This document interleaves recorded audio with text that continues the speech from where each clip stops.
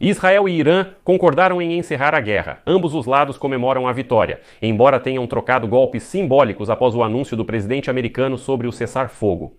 Aqui é preciso dar o devido crédito a Trump. Ele conseguiu trazer à tona a questão do bloqueio do Estreito de Hormuz pelo Irã e empurrou ambos os lados para o cessar-fogo, embora Trump tenha tido que recorrer a xingamentos para impedir que ambos os lados escalassem o conflito. Os militares israelenses já declararam que essa operação foi concluída e que eles estão retornando à guerra em Gaza contra o Hamas.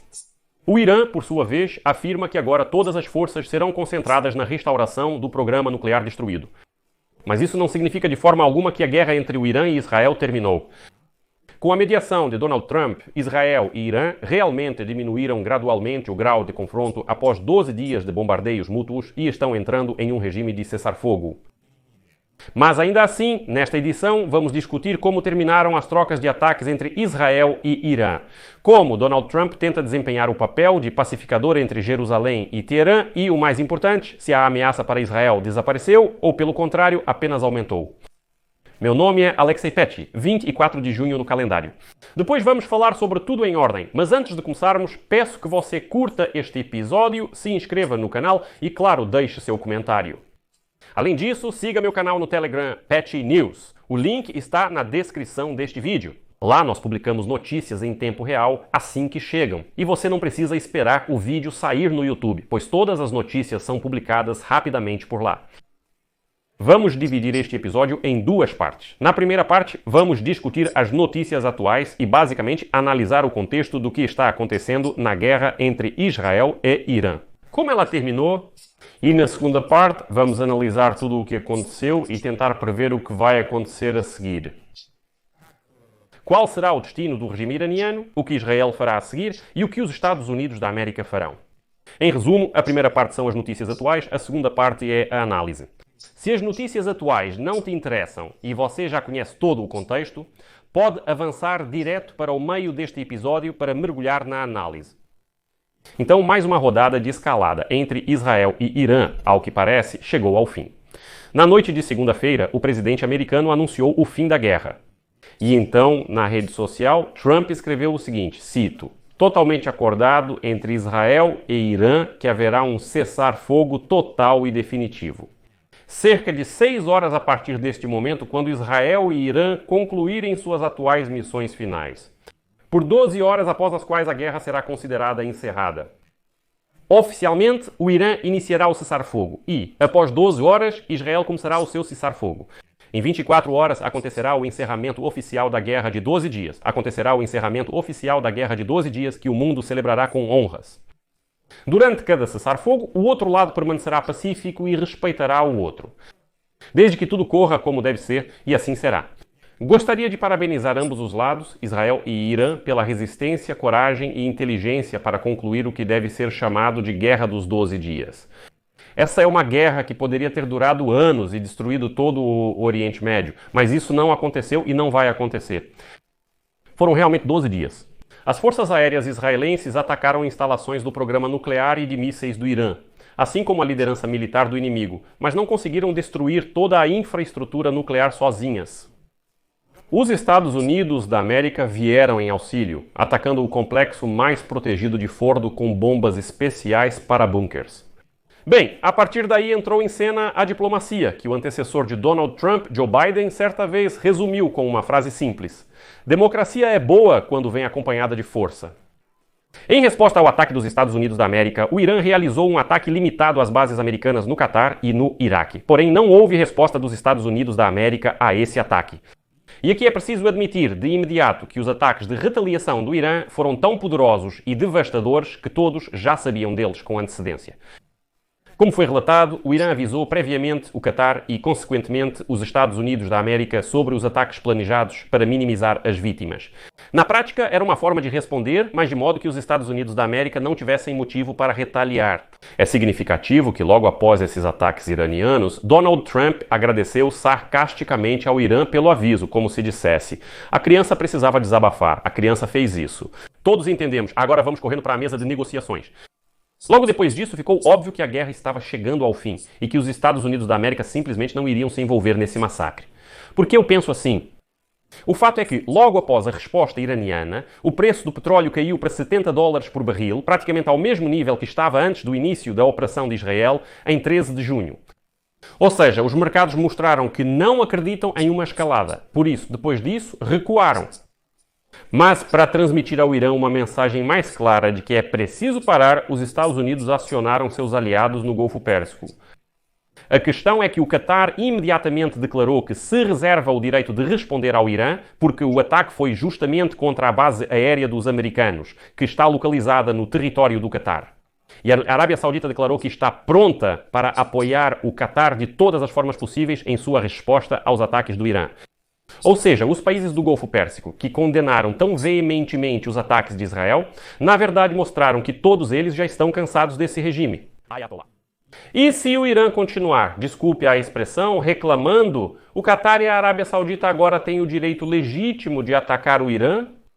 Esse foi o último argumento claro para Teherã sobre por que é hora de parar. Porque uma guerra com vários países da região, ele simplesmente não vai aguentar e vai acabar sucumbindo. Lembro que o Irã atacou a base aérea Al-Udeid no Qatar na segunda-feira. Esta é a base aérea, Al-Udeid. Esta é a maior base militar dos Estados Unidos da América no Oriente Médio. Uma das duas bases militares a sudoeste de Doha, também conhecida como Aeroporto Abu Nahla. Aqui estão baseadas as forças aéreas do Qatar, as forças aéreas dos Estados Unidos da América, a Real Força Aérea e outras forças estrangeiras. Também estão localizados aqui o Quartel-General Avançado do Comando Central dos Estados Unidos da América, o Quartel-General do Comando Central da Força Aérea dos Estados Unidos da América, o 83, o Grupo Expedicionário Aéreo e a 379A Ala Expedicionária Aérea. Mas como o Irã avisou a todos que iria atacar, a defesa aérea do Qatar derrubou todos os mísseis lançados e não houve danos. O presidente dos Estados Unidos da América, Donald Trump, chamou a resposta do Irã de fraca e posteriormente declarou que Israel e Irã concordaram com um cessar-fogo total. E como declarou Trump, abre aspas, desde que tudo funcione como deve e assim será. Gostaria de parabenizar ambos os lados, Israel e Irã, por terem resistência, coragem e inteligência suficientes para terminar o que deve ser chamado de Guerra de 12 dias. Posteriormente, isso também foi confirmado por outras partes envolvidas no confronto. Assim, por exemplo, o primeiro-ministro de Israel, Netanyahu, declarou que Jerusalém concordou com a proposta de Trump de cessar fogo com o Irã e que todos os objetivos da operação foram alcançados. E a seguir vou citar uma declaração do governo israelense.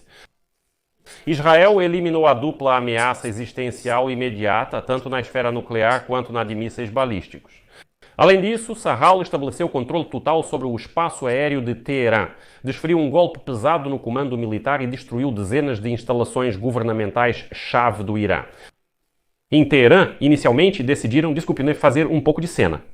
A princípio, Teherã não comentou abertamente a declaração de Donald Trump, mas posteriormente o Irã, não publicamente, mas ainda assim declarou que o país concordou com o cessar-fogo.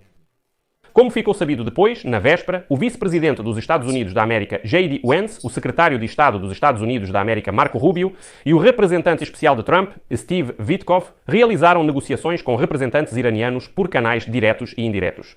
E os convenceram de que era necessário que eles concordassem com o cessar-fogo. Mesmo depois disso, em Teherã ainda declararam que o Irã supostamente não recebeu nenhuma proposta oficial de cessar-fogo. E então, um funcionário de Teherã chamou a declaração dos Estados Unidos da América e de Israel sobre a trégua de uma farsa, destinada a justificar novos ataques. E o Irã, segundo ele, continuará lutando até que seja alcançada uma solução justa. E esse comportamento do Irã quase pôs fim à trégua, porque já na manhã de 24 de junho, o Irã realizou mais um ataque, embora limitado, contra Israel. Em resposta ao ataque da manhã, o Ministério da Defesa de Israel ordenou às forças de defesa de Israel que atacassem alvos do regime, mas Donald Trump interveio novamente na situação. E então, falando aos jornalistas antes de viajar para a cúpula da OTAN em Haia, ele expressou insatisfação tanto com Israel quanto com o Irã, destacando que estava especialmente decepcionado com as ações de Israel. Trump também observou que o potencial nuclear do Irã está esgotado e Tehran não conseguirá reviver seu programa nuclear. E até mesmo pediu para que a aviação israelense, que já estava a caminho para atacar o Irã, fosse mobilizada no ar. E agora fontes dizem que Trump ligou diretamente para Netanyahu, enquanto os aviões já estavam no espaço aéreo do Irã, prontos para atacar 20 alvos-chave. E Trump, de forma bastante rude, começou a dizer para Netanyahu que era para parar esses aviões, mandá-los de volta, que não era para realizar nenhum ataque. E depois disso, o cessar-fogo voltou a valer, embora Israel ainda tenha conseguido atacar Teherã mais uma vez, atingindo o sistema de radar. No final, o primeiro-ministro de Israel, Benjamin Netanyahu, anunciou que o cessar-fogo entrou em vigor e alertou que responderia a qualquer violação por parte de Teherã. No final, o primeiro-ministro de Israel, Benjamin Netanyahu, anunciou que o cessar-fogo entrou em vigor e alertou que responderia a qualquer violação por parte de Teherã.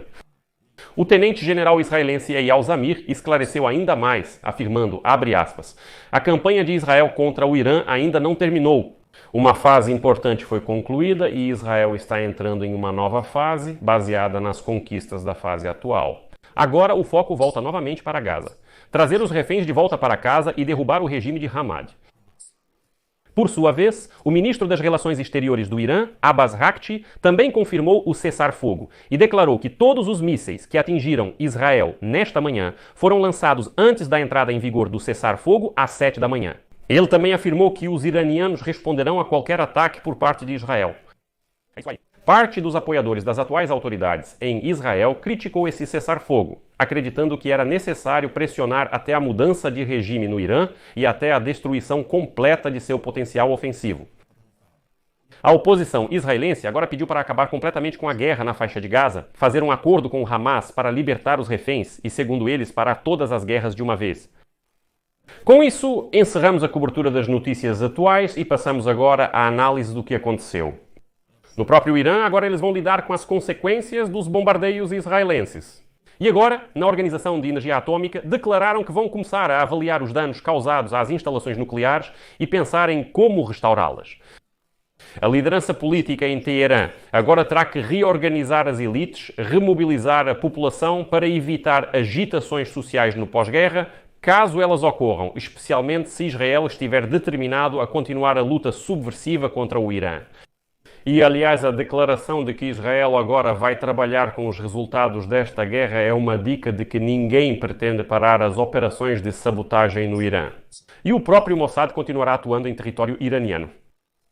Por outro lado, um dos pontos importantes para os iranianos será não permitir o chamado cenário libanês, quando Israel, ao cruzar a linha vermelha e atacar o Irã uma vez, não comece agora a fazer isso com mais frequência, sempre que achar necessário.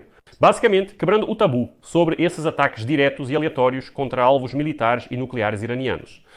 Isso vai minar a legitimidade das autoridades em Teherã e sua capacidade de proteger o território do país e a população. E para o Irã, isso é fundamental para a sobrevivência do regime político e para o futuro da transição de poder. Mesmo que Israel, ao conquistar a supremacia aérea sobre o Irã, realize incursões aéreas no país sem ataques, isso já vai semear pânico e caos no Irã e isso vai abalar fortemente o regime dos ayatollahs. Resumindo, Israel agora pode atormentar o Irã por muito tempo sem realizar um ataque direto. E eu, pessoalmente, acho que do ponto de vista militar e tático, Israel venceu nesta batalha de 12 dias. Do ponto de vista político, por enquanto é um empate, mas eu acho que é só por enquanto. Olha só qual é a situação aqui. O Irã, desde o início dos anos 2000, vinha construindo um modelo de dissuasão não nuclear contra os Estados Unidos da América e Israel, e esse modelo funcionava. A rede de forças proxy por todo o Oriente Médio ajudava o Irã a manter os Estados Unidos da América e Israel à distância. Todos entendiam que por trás do Hamas, do Hezbollah, dos Houthis e assim por diante estava o Irã, mas ninguém atacava o Irã diretamente. Ou seja, era uma guerra travada por mãos de terceiros. Toda vez que o perigo para Teherã aumentava, Teherã ativava suas forças por procuração e elas aterrorizavam tanto Israel quanto as tropas americanas na região. Para ficar mais claro, vou dar um exemplo. Quando o Irã precisava atacar os Estados Unidos da América ou Israel, o Irã usava suas forças por procuração para organizar ataques terroristas. Hamas, Hezbollah, os Houthis, os milicianos no Iraque e na Síria, todos eles podiam atacar tanto Israel quanto os Estados Unidos da América. Mas se antes isso funcionava, agora esses ataques terroristas vão trazer mais problemas do que benefícios para o Irã. Vou explicar por quê. Porque por mais estranho que pareça, um atentado só é vantajoso quando o organizador não é punido. E nesses casos, quem organiza esses atentados não é punido, só os executores. É uma arma assimétrica. E quando Israel, após um atentado dos chamados Houthis, pode bombardear o quartel-general do organizador, ou seja, o corpo da Guarda Revolucionária Islâmica em Teherã, o atentado perde sua vantagem operacional. Ou seja, não vai dar mais para se esconder atrás disso. Ou seja, hoje ficou claro que todo esse modelo de contenção do Irã desmoronou. Israel e os Estados Unidos da América não apenas destruíram a rede de forças proxy no Oriente Médio, mas também estão atacando diretamente o Irã. Todo o escudo externo foi completamente destruído. O corpo da Guarda Revolucionária Islâmica não é mais visto como uma força poderosa e ameaçadora na região. Por isso, para o Irã, começa uma era de reavaliação de suas políticas internas e externas. Afinal, no mínimo, Teherã precisa reestruturar tudo completamente para se adaptar às novas realidades. Mas também é importante reconhecer que o Irã está ferido, mas não derrotado. E depois da operação israelense, o Irã enfrenta cada vez mais problemas, tanto no cenário internacional quanto dentro do próprio país. Isso é certo, o Irã está perdendo seu programa nuclear, assim como capacidades militares, políticas e de força. O regime se manteve, o regime preservou o controle, mas é justamente agora que começam os tempos mais sombrios para o regime. Além de ter que lidar com os descontentes dentro do país, ainda será necessário rever sua visão sobre aliados e parceiros. Não é segredo que Ayatollah Ali Khamenei, através do ministro das Relações Exteriores do Irã, Araghchi, pediu ajuda ao presidente russo Putin. Mas Moscou apenas condenou os ataques dos Estados Unidos da América e expressou indignação com o que estava acontecendo e nenhuma ajuda foi oferecida. Agora o Irã está solicitando novos sistemas de defesa antiaérea a Moscou, porque todos os anteriores foram destruídos por Israel. A China também não defendeu muito o Irã, como você pode ver. Acontece que esses dois parceiros-chave só são parceiros quando precisam de algo do Irã. Mas, no sentido contrário, essa parceria, ao que parece, não funciona. Supõe-se que, após os ataques de Israel, a Rússia ficará ainda menos entusiasmada em fornecer suas armas ao Irã. A Rússia falava alto sobre a transferência dos sistemas de defesa antiaérea S-500 para o Irã. Mas, como você pode ver, eles não protegeram o Irã. E esse golpe na reputação das já humilhadas armas russas será muito doloroso para Moscou. Por outro lado, parece que o Irã conseguiu mover cerca de 400 quilos de urânio e outros equipamentos das instalações de Fordo antes dos ataques americanos. Pelo menos foi isso que relataram duas fontes oficiais israelenses e uma agência, além de uma fonte iraniana. Imagens de satélite da Makshar dos dias 19 e 20. De junho, mostraram atividade logística, em particular 16 caminhões e equipamentos pesados na entrada dessa instalação em Fordo, o que pode indicar movimentação de materiais. Ainda não se sabe onde estão esse urânio e o equipamento para seu enriquecimento adicional, mas isso, de qualquer forma, cria riscos adicionais para Israel e motivos para a retomada do conflito. Por isso, por enquanto, a guerra está parada, mas com certeza não acabou. E ainda por cima, o ministro das Relações Exteriores do Irã, Abbas Araghchi, está inflamando ainda mais o clima em Israel. Porque ele já declarou que o Irã não vai voltar à mesa de negociações com os Estados Unidos da América enquanto continuar a agressão contra seu país. Em resumo, por enquanto é uma pausa, mas definitivamente não é o fim da guerra. E na próxima edição vamos analisar em detalhes exatamente a ameaça nuclear por parte do Irã, se ela ainda existe ou não, e vamos discutir diferentes cenários do que pode acontecer nas próximas semanas. Então, vamos dizer assim, no que exatamente vale a pena prestar atenção nas próximas semanas para entender para onde tudo isso pode estar caminhando? Neste episódio, eu coloco reticências. Sua opinião, suas conclusões, escreva tradicionalmente nos comentários abaixo deste episódio.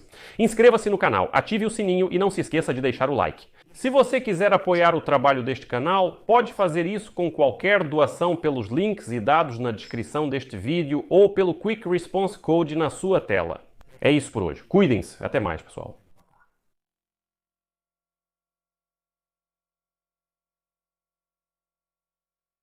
Legenda criada por